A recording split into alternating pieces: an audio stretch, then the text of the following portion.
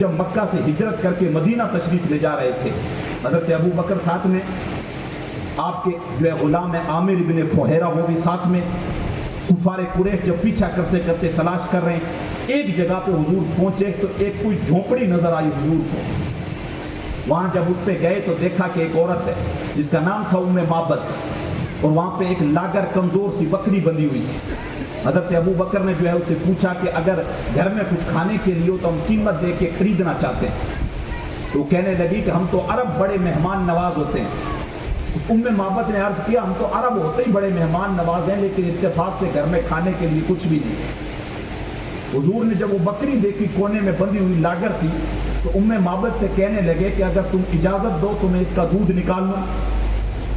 کہ حضور شوق سے نکال لیں، یہ تو اتنی کمزور ہے کہ ریوڑ کے ساتھ بھی نہیں جا سکتی، اگر چلنے کی طاقت ہوتی تو ہم اس کو ساتھ میں اپنے شوہر کے ابو معبد کے ساتھ بھیجتی۔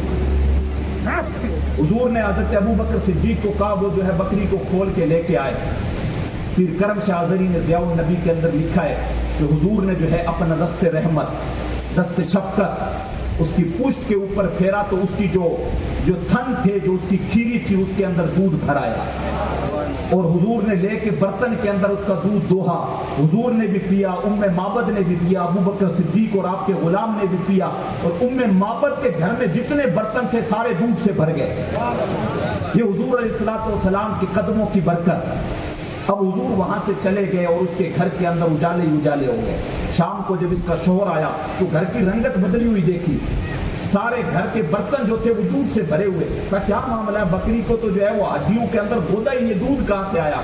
تو اس نے سارا کچھ جو ہے وہ قصہ سنایا، اور سنا کے کہنے لگی ایک شخص آیا تھا، کیا بتاؤں میں تمہیں اس کے بارے میں؟ ابو معبد کہنے لگا ذرا یہ تو بتاؤ مجھے، اس کا حلیہ تو بتاؤ، کیسا حلیہ تھا؟ تو اپنے بچوں کو حضور کے حسن کے تذکرے سنایا کرو۔ تو اب اس کا چھوٹا بچہ بھی ہے ساتھ میں۔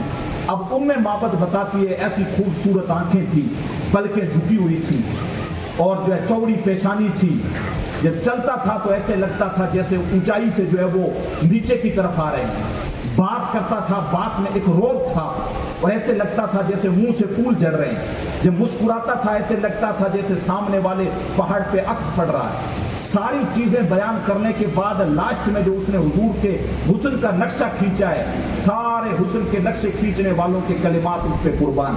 وہ اپنے شوہر سے کہنے لگی میرے شوہر میں تمہیں کیا بتاؤں اس کے حسن کے بارے میں، وہ اتنا سونا تھا، جب دور سے آتا تھا تو خوبصورت لگتا تھا، نزدیک آ جاتا تھا پلکیں جھکی ہوئی ہوتی تھی اور زیادہ سونا لگتا تھا، اور زیادہ خوبصورت لگتا تھا۔